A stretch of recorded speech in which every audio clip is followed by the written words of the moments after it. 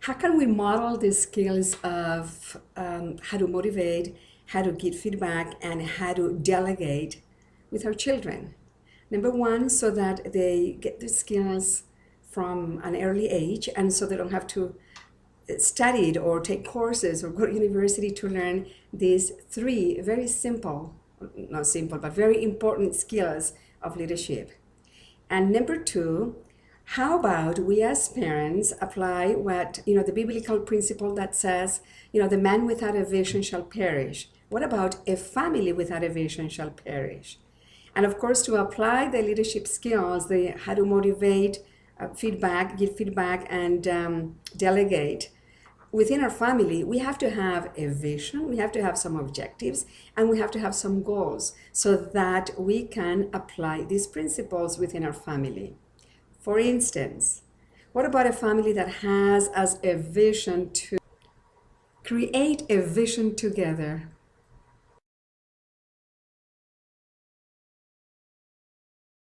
And the objectives, well, are the stepping stones to achieve that vision. And of course, each objective needs goals and actions to get there.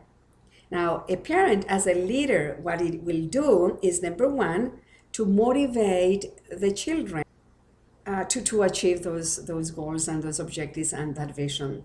Number two, to give feedback. In other words, if something is, and I spoke about giving feedback before, but feedback has two aspects or three aspects. One, it is to tell the person what they're doing well. And number two is to correct the behavior that is not appropriate. Not the person, the behavior. So if a child is doing something that is not bringing him to a specific objective, well, to talk about it and see how and guide him to correct that behavior.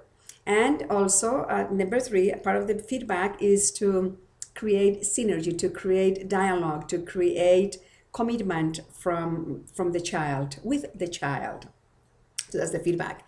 And now the last one, which is delegate, is how do we delegate as parents? How do we delegate responsibilities? And I know that some parents delegate, for example, cleaning chores, or cleaning the house, or I don't know, picking up the garbage, etc., etc. So how do we delegate responsibilities that will bring the child, number one, to understand what delegation is, and number two, so that the child commits to the vision, objectives, and goals of the family.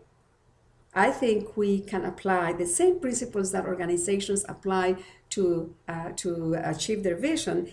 The same principles apply for us within our families.